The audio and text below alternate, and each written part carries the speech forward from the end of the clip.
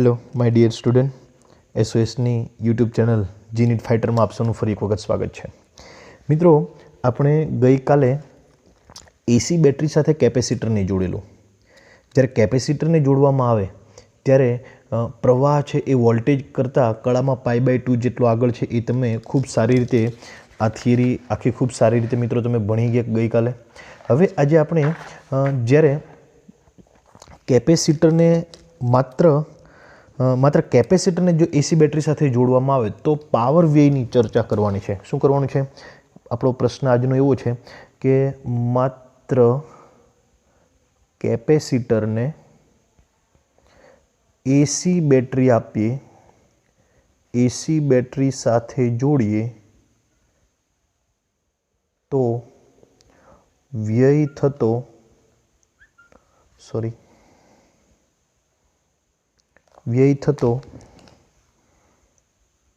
Power ગણો. પાવરની ચર્ચા કરો ટૂંકમાં. ચાલો, તો આપણને ખબર છે કે ભાઈ આ એસી સોર્સ છે. એસી બેટરીને આવી રીતે દર્શાવવામાં આવે, એની સાથે માત્ર એક જ વસ્તુ, અને એ પણ કેપેસિટર જોડેલું હોય એસી બેટરી સાથે, તો એના અહીંયા જે લાગુ પાડેલા વોલ્ટેજ છે એ વોલ્ટેજને શાના વડે દર્શાવે? તો કે V = Vm sin omega T. V = Vm sin omega T. જો આપણે પ્રવાહને દર્શાવવો હોય તો આ જે કેપેસિટર છે, માત્ર કેપેસિટર હોય, કેપેસિટરમાં પ્રવાહ છે એ વોલ્ટેજ કરતાં કળામાં π/2 જેટલો આગળ છે. તો પ્રવાહ આઈને દર્શાવે તો શાના વડે દર્શાવવામાં આવે? તો કે ભાઈ Im sin omega T plus π/2 વડે દર્શાવવામાં આવે. મિત્રો, sin ઓમેગા ટી પ્લસ π/2 એટલે શું થશે? તો કે ભાઈ તમને બધાને ખબર છે કે sin ઓમેગા ટી પ્લસ π/2 એટલે બીજું કંઈ નહીં પરંતુ શું થશે? sin omega T plus π/2 cos omega T થશે. Im cos ઓમેગા ટી કોના બરાબર? I બરાબર. હવે આપણને ખબર છે કે ભાઈ આપણે મેળવવાનું શું છે? પાવર. પાવર એટલે શું થાય? તો કે ભાઈ પાવર એટલે P = I × V. ચાલો, આઈની કિંમત મૂકો અને વીની કિંમત મૂકો. આઈની કિંમત શું છે? તો કે Im cos omega T. Im cos omega T. અને વીની જગ્યાએ શું છે? તો કે ભાઈ Vm sin ઓમેગા ટી. અને વ્યવસ્થિત લખો તો આવી રીતે લખી શકાય. Im Vm, પહેલાં sin ઓમેગા ટી રાખીએ, પછી cos ઓમેગા ટી. ગુણાકાર માટે ક્રમનો નિયમ ચાલે મિત્રો. હવે આપણે આનું sin omega T cos omega ટીનું કોઈ સૂત્ર તમને આવડે? તો કે ભાઈ ત્રિકોણમિતિય સૂત્ર આવે. કયું સૂત્ર આવે? તો કે ભાઈ sin 2 ઓમેગા ટીનું સૂત્ર આવે. શું આવે? તો કે 2 sin omega T × cos omega T. 2 sin omega T × cos omega T. તો આ 2 sin omega T cos omega ટીની જગ્યાએ શું લખી શકાય? તો કે ભાઈ અહીંયા sin omega T cos omega T છે, તો આપણે આ sin omega T cos omega ટીને કરતા હોય તો 2 ક્યાં આવશે મિત્રો? છેદમાં આવશે. તો આવું લખી શકાય. Im Vm અને sin omega T cos omega ટીની જગ્યાએ શું લખાશે? તો કે ભાઈ આ sin omega T cos omega ટીને કરતા બનાવો તો અહીંયા શું થશે? sin 2 ઓમેગા ટી બાય 2 બરાબર sin omega T × cos omega T. સમજાય છે મિત્રો? તો અહીંયા sin omega T cos omega ટીની જગ્યાએ શું લખાશે? કે sin 2 ઓમેગા ટી બાય 2. આ કોના બરાબર લખી શકાશે? P બરાબર. હવે આપણે આપણને પાવરનું જે મૂલ્ય આપેલું છે, અહીંયા પાવર અચળ રહેશે નહીં, કેમ કે V અને I બંને બદલાય છે. I પણ બદલાય છે અને V પણ બદલાય. તો આપણે આ પાવરનું સૂત્ર ચાલશે ને આપણે સરેરાશ પાવર લેવો પડશે. તો સરેરાશ પાવર એટલે શું થશે? તો કે ભાઈ સરેરાશ પાવરને આવી રીતે દર્શાવવામાં આવે અથવા તો P12 વડે લખવામાં આવે. તો એના બરાબર શું થશે? તો કે ભાઈ Im Vm sin 2 omega T by 2 આખાનું સરેરાશ. હવે આ Im એટલે મેક્સિમમ વેલ્યુ છે, Vm એટલે એ પણ મેક્સિમમ વેલ્યુ છે, 2 એટલે અચળ છે. તો Im અને Vm/2 નું સરેરાશ કેટલું થશે? તો કે ભાઈ એનું સરેરાશ એનું એ જ થશે. Im Vm/2. અંદર શું વધશે? sin 2 omega T. જે સમય સાથે બદલતું હોય એનું સરેરાશની જરૂર પડે. જે દાખલા તરીકે 5 છે તો 5નું સરેરાશ નથી, પણ 5t હોય, 5 ગુણ્યા ટી હોય તો 5 એ સમય એટલે કે 5 ગુણ્યા ટી એટલે સમય બદલે તો 5ની કિંમત ક્યારેક 5 થાય, ટી બરાબર 2 થાય તો 10 થાય. તો એવી રીતે અહીંયા ટી વાળું છે એ સમય સાથે બદલશે, આથી એના સરેરાશની જરૂર પડશે. તો આપણને ખબર છે કે ભાઈ સાઇન 2 ઓમેગા ટીનું સરેરાશ કેટલું થાય, તો કે ભાઈ સાઇન 2 ઓમેગા 2 એટલે સાઇન થીટા જેવું જ થયું.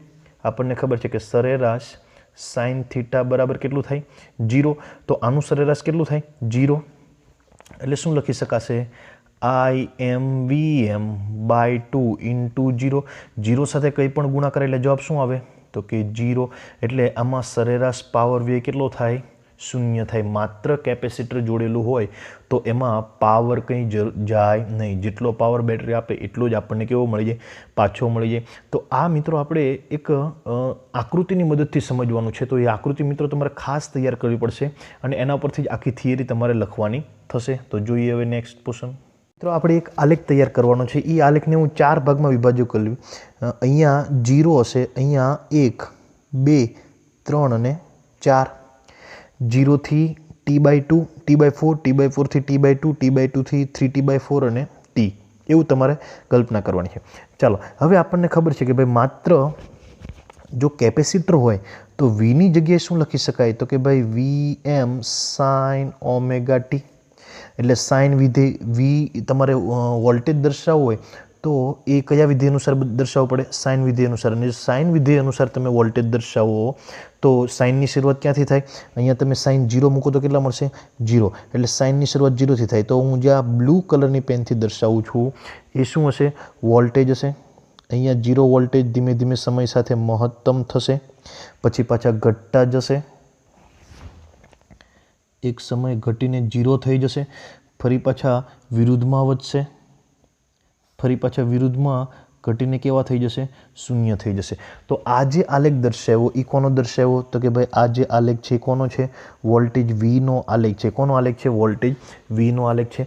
હવે મારે પ્રવાહનો આલેખ દર્શાવવો હોય મિત્રો, પ્રવાહ એટલે કે I, તો Iનું સૂત્ર પહેલાં તમને ખબર પડી જાય. Iનું સૂત્ર શું થાય, તો કે ભાઈ હમણાં જ આપણે મેળવ્યું I = IM.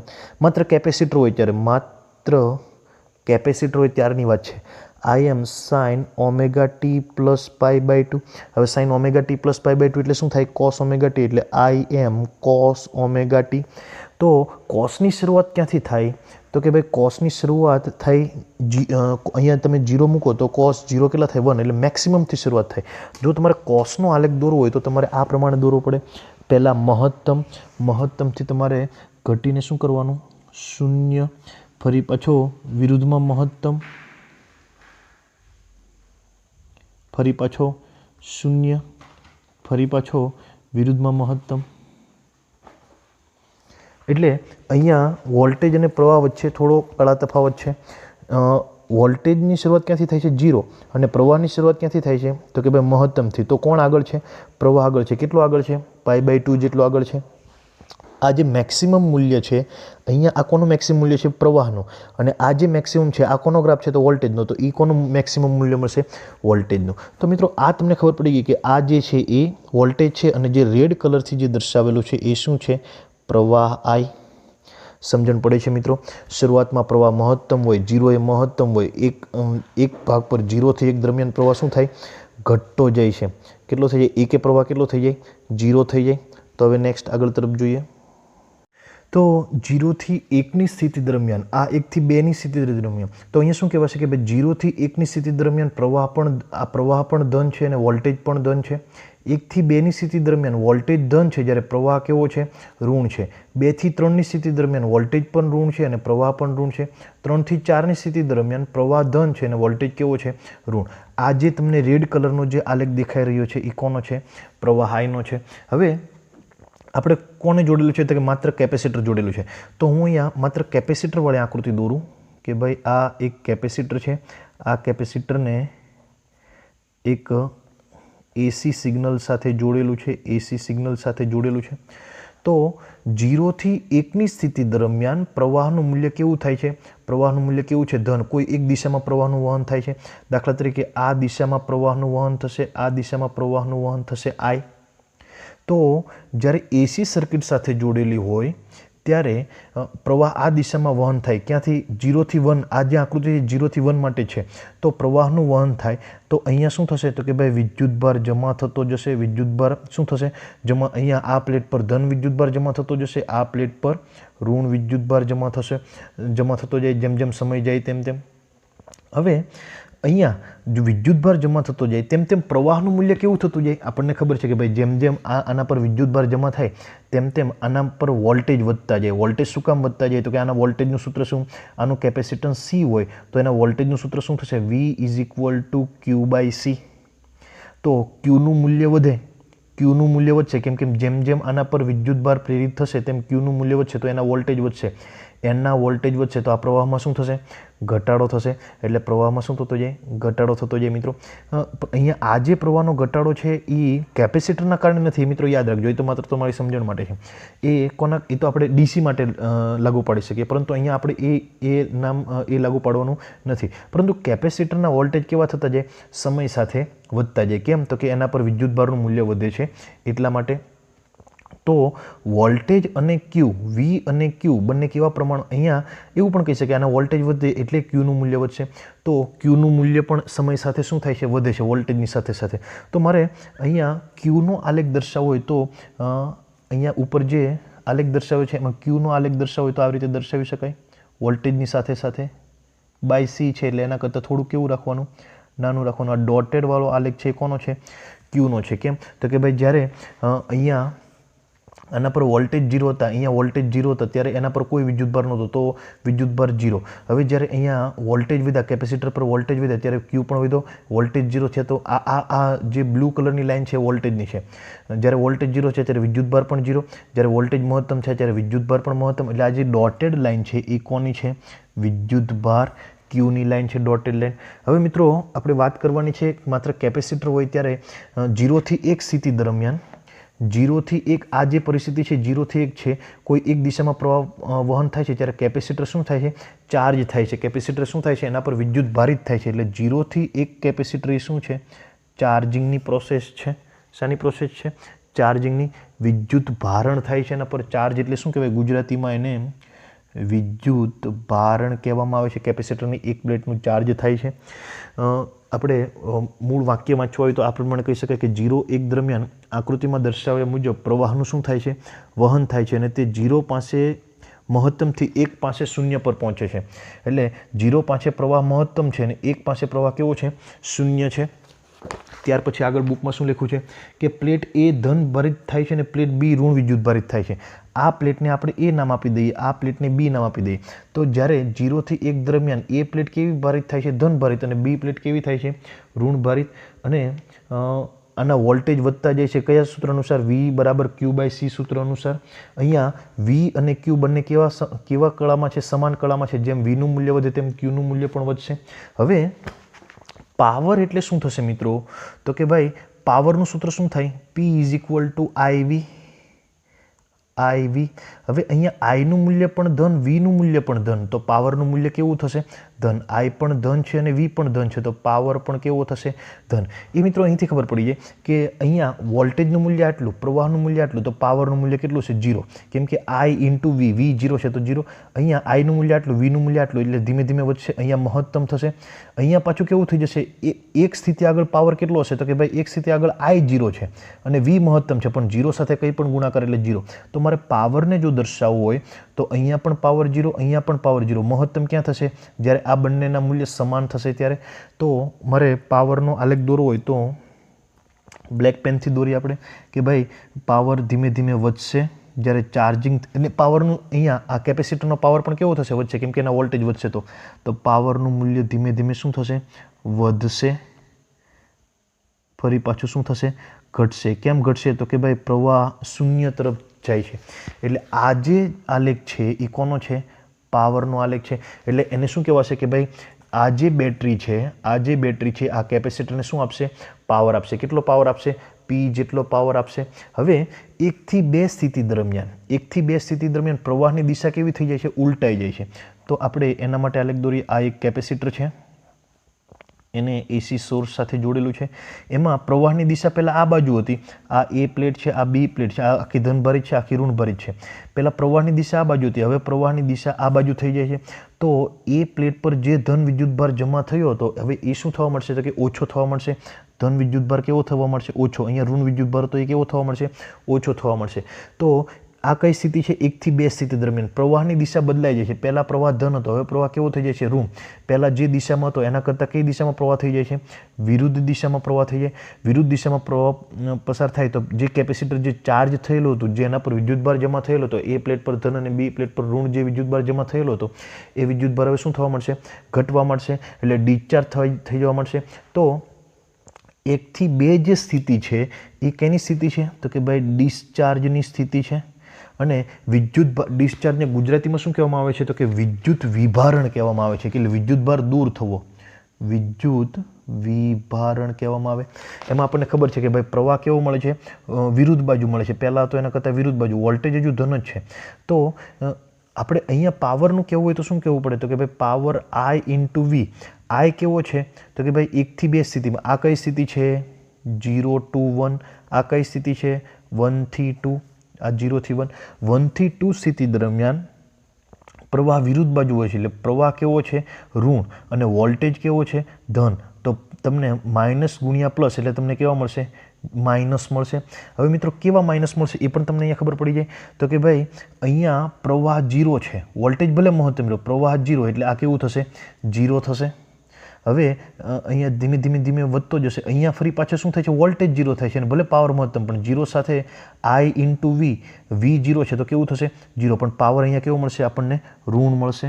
તો પાવરને આ રીતે દોરી શકાય. અહીંયા ફરી પાછો 0 થઈ જવો જોઈએ. અહીંયા પાવર કેવો મળશે? ઋણ. અહીંયા પાવર કેવો મળશે? ધન. કેમ ઋણ મળશે? તો કે ભાઈ વી ધન છે અને I ઋણ છે. બેમાંથી કોઈ પણ એક ઋણ હોય, ગુણાકાર માટે પ્લસ માઇનસ એટલે શું થશે? માઇનસ થશે. આપણે આના માટે વાક્ય વાંચીએ તો શું છે? તો ભાઈ 1 થી 2 દરમિયાન પ્રવાહ Iની દિશા ઉલટાઈ જાય છે. આપણને ખબર છે કે ભાઈ 1 થી 2 દિશા દરમિયાન પ્રવાહ જે હતો એના કરતાં વિરુદ્ધ બાજુ થઈ જાય છે. હવે એવું હોય તો શું થશે? તો કે ભાઈ આ કેપેસિટર છે એ શું થવા મળશે? ડિસ્ચાર્જ થઈ જવા મળશે. ડિસ્ચાર્જ થશે એટલે એની ઉર્જા શું થશે? ઘટશે. કેપેસિટર ચાર્જ થાય ત્યારે એની ઉર્જા વધે. કેપેસિટરની ઉર્જાનું સૂત્ર શું મિત્રો તમને ખબર છે? તો કે હા, Q²/2C. તો Qનું મૂલ્ય વધશે તો ઉર્જા વધશે. હવે અહીંયા Qનું મૂલ્ય ઘટશે તો ઉર્જામાં શું થશે? ઘટાડો થશે. એના પર વિદ્યુતભાર ઘટતો જાય છે. કેમ ઘટતો જાય? તો કે વિરુદ્ધ દિશામાં પ્રવાહ પસાર થયો તો વિદ્યુતભાર શું થાય છે? ચીનવાઈ જાય છે. એટલે કે ચોથા ભાગના ચક્ર દરમિયાન આ આખું એક ચક્ર છે. આ આખું એક ચક્ર છે. આ ચોથા ભાગનું ચક્ર, આ ચોથા ભાગનું ચક્ર, આ ચોથા ભાગનું ચક્ર, આ ચોથા ભાગનું ચક્ર.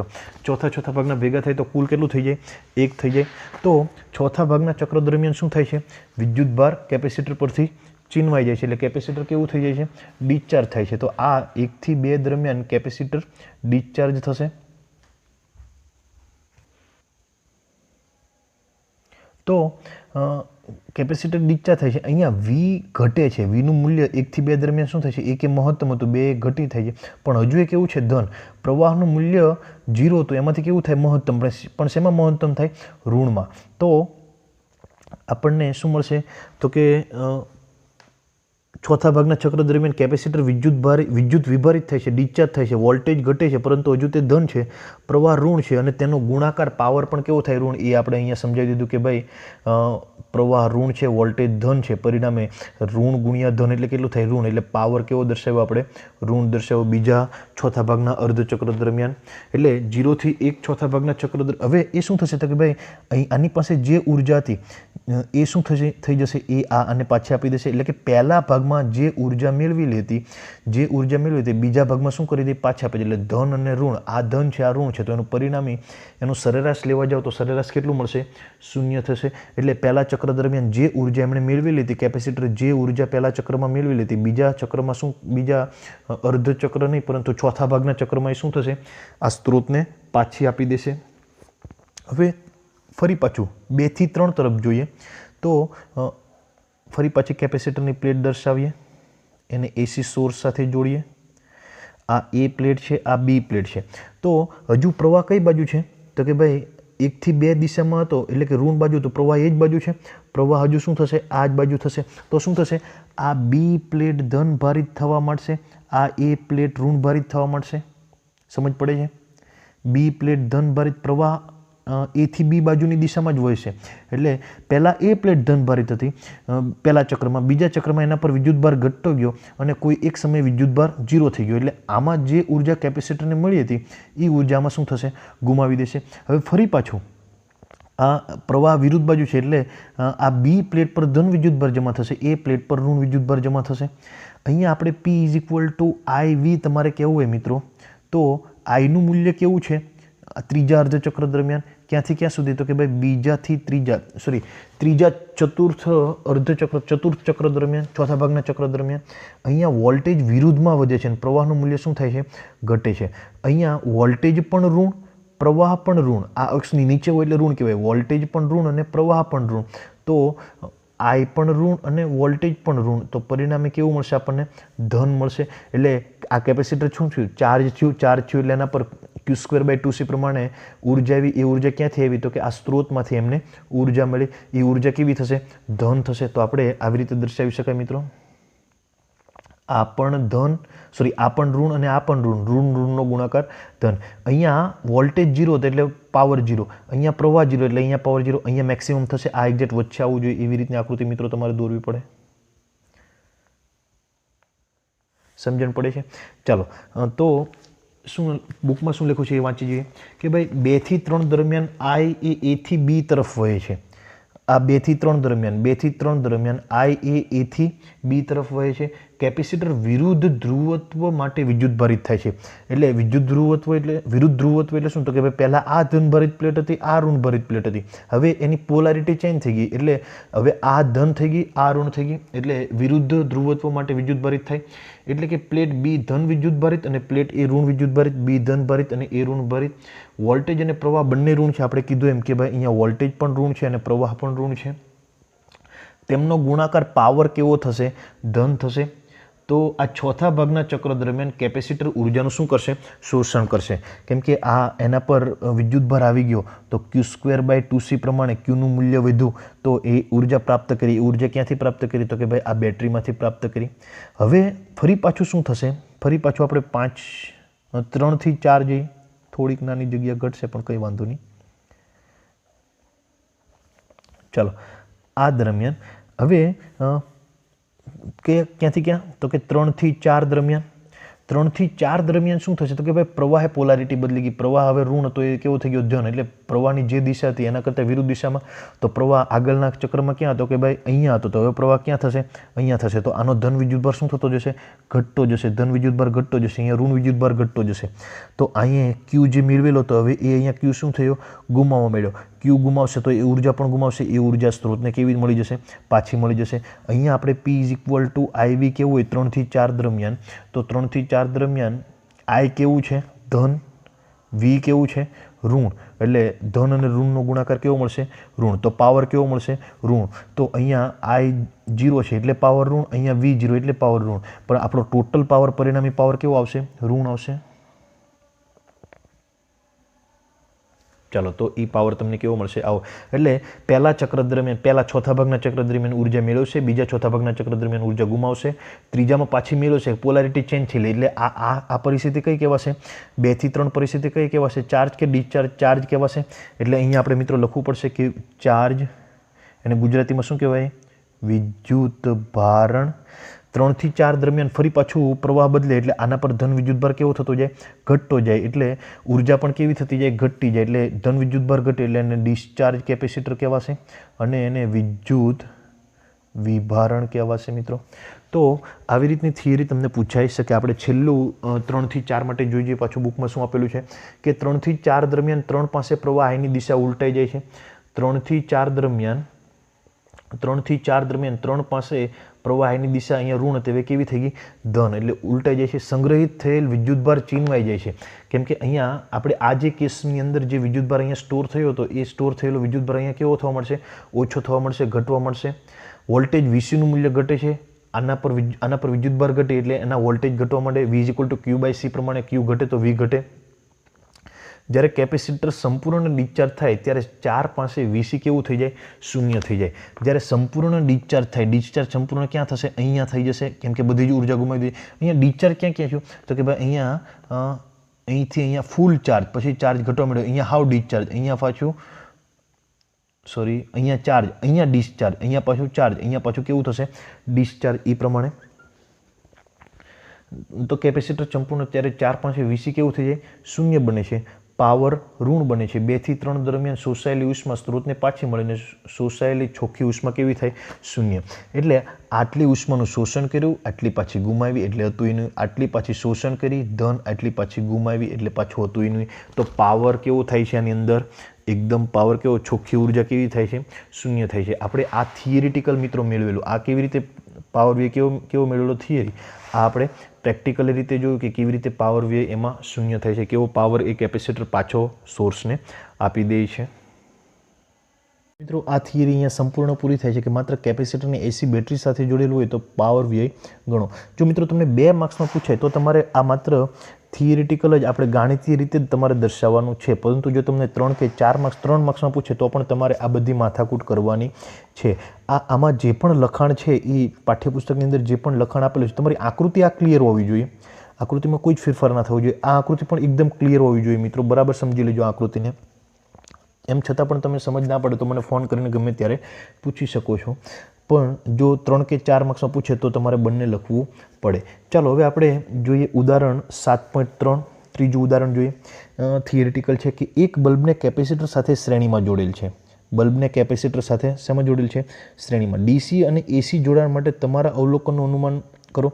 મિત્રો જ્યારે ડીસી સાથે આપણે કોઈ કેપેસિટરને જોડીએ તો ડીસીમાંથી શરૂઆતમાં શું થશે કે વિદ્યુતભાર કેપેસિટરમાં ચાર્જ થશે. હવે જેમ જેમ તમે વિદ્યુતભાર બેટરીમાંથી વિદ્યુતભાર જેમ જેમ કેપેસિટર પર જમા થતો જશે તેમ તેમ કેપેસિટરના વોલ્ટેજ વધતા જશે.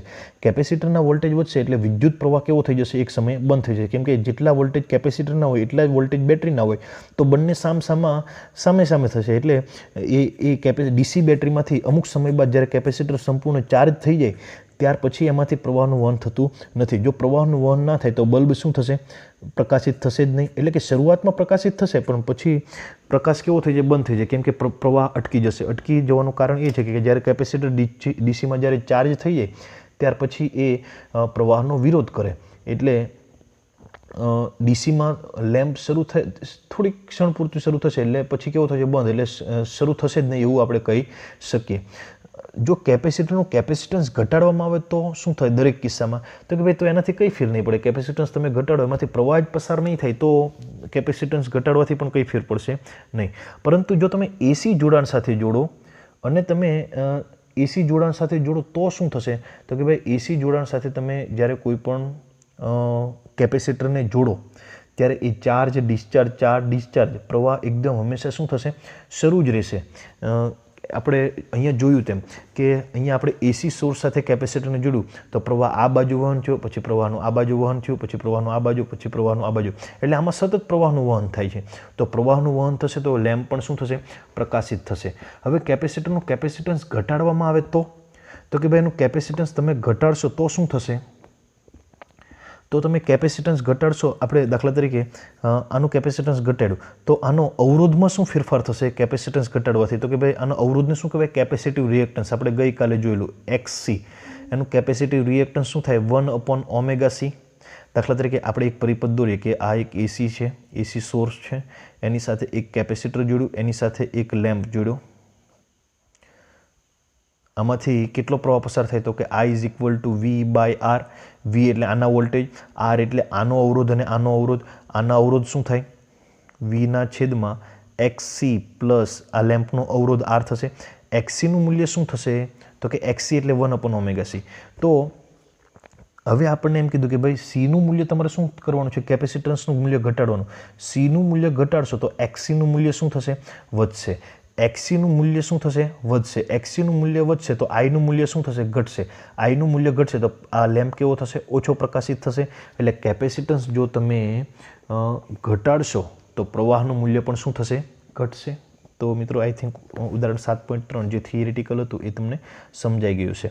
હવે ઉદાહરણ 7.4 જોઈએ કે 250 વોલ્ટ 50 હર્ટ્ઝના સ્ત્રોત 250 વોલ્ટ અને 50 હર્ટ્ઝ છે. મિત્રો પહેલાં ડેટા બનાવતા જઈએ. ઉદાહરણ કેટલામું છે 7.4.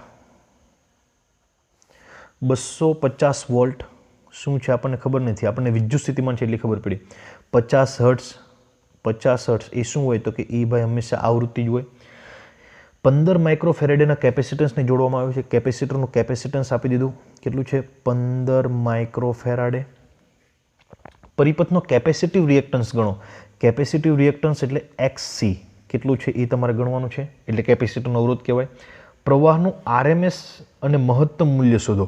પ્રવાહનું RMS એટલે IRMS મેળવો અને મહત્તમ મૂલ્ય પણ કીધું એટલે કે IM પણ મેળવો. જો આવૃત્તિને બમણી કરવામાં આવે તો કેપેસિટિવ રિએક્ટન્સ અને પ્રવાહના મૂલ્ય પર શું અસર કરે? જો આવૃત્તિને બમણી કરવામાં આવે F' is equal two 100 hertz કરવામાં આવે તો કેપેસિટિવ રિએક્ટન્સમાં શું ફેરફાર થશે અને પ્રવાહના મૂલ્યમાં શું ફેરફાર થશે એ આપણે મિત્રો ગણવાનું છે. ચાલો, અહીંયા 250 વોલ્ટનો સ્ત્રોત કીધો છે. તો મિત્રો તમને કંઈ મહત્તમ ના કીધું હોય અને તમને જો ખાલી સ્ત્રોત કીધો હોય તો આ તમારું VRMS જ ગણવું. શું ગણવું? VRMS જ ગણવું. એટલે 250 વોલ્ટ એ બીજું કંઈ નહીં પરંતુ શું છે? VRMS. હવે એને VRMS શું કામ કીધું? તો કે ભાઈ આપણને આવૃત્તિ 50 એટલે AC હોય તો જ એની આવૃત્તિ હોય, DC ને કોઈ આવૃત્તિ હોય નહીં. તો VRMS is equal two 250, F is equal two 50. આપણને મેળવવાનું કીધું XC. ચલો, XCની કિંમત, XC એટલે શું થાય તો કે કેપેસિટરનો અવરોધ. XC એટલે કેપેસિટરનો અવરોધ. એનું સૂત્ર શું થાય તો કે ભાઈ એનું સૂત્ર તમને બધાને આવડે છે 1/ωc. ઓમેગા એટલે શું તો કે આવૃત્તિ, કોણી આવૃત્તિ. ઓમેગા આપણને આમાં ક્યાંય આપેલું નથી પરંતુ F આપેલો હતો, F ઉપરથી આપણને ઓમેગા મળી જાય. ઓમેગા એટલે 1/2πfc. ચાલો એ બધી કિંમત મૂકો. 1/1, 2/2, પાઈની જગ્યાએ 3.14. F એટલે શું થશે? આવૃત્તિ કેટલી થઈ? 50 હર્ટ્ઝ આપેલી છે. C તમને કેટલું આપેલું છે? 15 માઇક્રોફેરેડે. માઇક્રોમાં નહીં ચાલે મિત્રો, એને તમારે ફેરેડેમાં ફેરવું. તો 15 ગુણ્યા માઇક્રો એટલે કેટલા? 10⁻6 ફેરાડે. નેનો હોય તો 10⁻9, મિલી હોય તો 10⁻3, એટલે 15 ગુણ્યા 10⁻6. અને તમે કેલ્ક્યુલેશન કરશો તો મિત્રો આન્સર આવશે 212 ઓહમ. કેલ્ક્યુલેટરની મદદથી કેલ્ક્યુલેશન કરી દો. 10⁻6 ઉપર જાય તો 10+6, તો કેટલો આવશે? 212 ઓહમ. ત્યાર પછી તમને IRMS મેળવવાનું કીધું. તો IRMS એટલે શું થાય તો કે ભાઈ IRMS is equal to VRMS, I is equal to V/R. તો IRMS is equal to VRMS by R. પરંતુ અહીંયા R નહીં હોય, માત્ર કેપેસિટર હોય તો R કોનો? કેપેસિટરનો. કેપેસિટરના Rને શું કહેવાય? કેપેસિટિવ રિએક્ટન્સ કહેવાય. એનું મૂલ્ય શું આવે? XC. બરાબર યાદ રાખજો. IRMS is equal to VRMS by XC. જો અહીંયા અવરોધ હોત તો R આવત, ઇન્ડક્ટર હોય તો XL આવત, જે આપણે નેક્સ્ટ ટાઈમ જોઈશું, એટલે કે નેક્સ્ટ વિડીયો લેક્ચરની અંદર જોઈશું. તો VRMS બાય XC. VRMSની કિંમત કેટલી છે તો કે ભાઈ આપણને રકમ આપી દીધેલી છે ઉપર 250 વોલ્ટ. XCની કિંમત કેટલી છે? 212 ઓહમ. આ બંનેનો ભાગાકાર કરશો તો તમને મિત્રો કેટલા મળશે તો કે આપણે ડાયરેક્ટ જોઈને લખી દઈએ, તમારે કેલ્ક્યુલેટરની મદદથી તમારે લખવા પડશે. કેટલા આવશે? 1.04 એમ્પિયર. કેલ્ક્યુલેટર તમે કરી જોજો મિત્રો. ત્યાર પછી આપણને કીધું કે ભાઈ IMનું મૂલ્ય કેટલું થાય. તો આપણને IRMSની ખબર છે કે ભાઈ IRMS એટલે શું તો કે ભાઈ IRMS is equal two IM/√2. તો IM બરાબર શું થશે? IM બરાબર IRMS ઇન્ટુ √2. IRMSનું મૂલ્ય છે 1.04 ઇન્ટુ √2 એટલે 1.41. એટલે મિત્રો આનો આન્સર થશે 1.47 એમ્પિયર. હવે તમને એમ કીધું કે ભાઈ તમે F' બમણી કરો, 50માંથી 100 કરો. તો આને તમે બમણું કરો, આને બમણું કરો તો આ કેવું થઈ જશે? XC કેવું થઈ જશે? આપણે XC કેવું થાય એ તમને મિત્રો પૂછ્યું છે કે XC કેવું થાય. તો તમે જો આને બમણું કરો તો XC કેવું થઈ જશે? અડધું થઈ જશે. સમજણ પડે છે મિત્રો? કેપેસિટિવ રિએક્ટન્સનું મૂલ્ય કેવું થઈ જાય? અડધું થઈ જાય. IRMS કેવું થાય તો કે ભાઈ જો આ અડધું થાય, આ અડધું થાય તો પ્રવાહ કેટલો થાય તો કે ભાઈ પ્રવાહ બમણો થયો. અહીંયા XC/2 લખાય. XC અડધું છું તો XC/2, તો એ 2 ઉપર ગયો તો 2 ગુણ્યા VRMS XC એટલે IRMS કેવો થયો? બમણો થયો. તો મિત્રો ખાસ ધ્યાન આપજો કે જો સ્ત્રોતની આવૃત્તિ બમણી કરવામાં આવે, Fની આવૃત્તિ બમણી કરવામાં આવે, અહીંયા લખી આપું છું.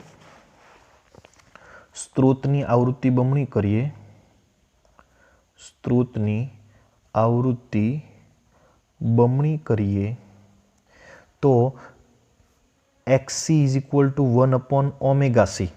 XC dash is equal two શું થાય તો કે 1/2ωc. બમણી આવૃત્તિ કીધું એટલે 2ω. ચાલો હવે અહીંયા 1/ωc બરાબર શું લખાશે તો કે XC ડેશ બરાબર 1/ωc બરાબર XC લખાય એટલે XC/2. એટલે કેપેસિટિવ રિએક્ટન્સ કેવો થશે? અડધો થશે. તો સ્ત્રોતની આવૃત્તિ બમણી કરીએ. આની જરૂર નથી પણ તમે મિત્રો લખી રાખજો તો કેમ કે તમને તરત આઈડિયા આવે. તો કેપેસિટિવ રિએક્ટન્સ કેવો થાય? અડધો થાય. અને આઈઆરએમએસના મૂલ્યમાં શું થાય? તો કે ભાઈ આઈઆરએમએસ એટલે શું? IRMS is equal to VRMS by XC. અને આઈઆરએમએસ ડેશ કરો તો વીઆરએમએસના છેદમાં એક્સીની જગ્યાએ શું કરવાનું છે? XC by 2. 2 ઉપર જાય તો 2 VRMS by XC. VRMS by XC એટલે શું? આઈઆરએમએસ એટલે 2 ઇન્ટુ આઈઆરએમએસ એટલે IRMS dash is equal to 2 IRMS થયું.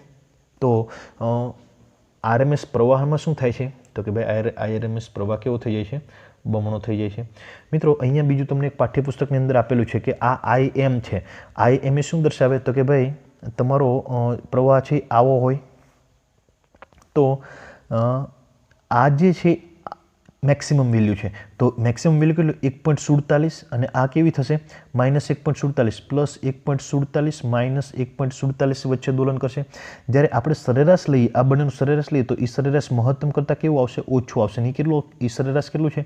1.04. તો આ 1.04 છે એ આ દર્શાવે છે મિત્રો. તો આજનો વિડીયો લેક્ચર મિત્રો અહીંયા સુધી રાખીએ છીએ. તમને કંઈ પણ પ્રશ્ન હોય તો તમે મને ગમે ત્યારે ફોન કરીને વોટ્સએપમાં પણ તમે મને મેસેજ કરીને પણ પૂછી શકો છો. તો હજુ દરેક બાળકો આમ તો હોમવર્ક મોકલતા થઈ ગયા છે અને હજુ પણ વધારે ને વધારે બાળકો આપણા વિડીયો લેક્ચરની અંદર એન્જોય કરે એવી આપણે આશા રાખીએ છીએ. તો મિત્રો ધન્યવાદ.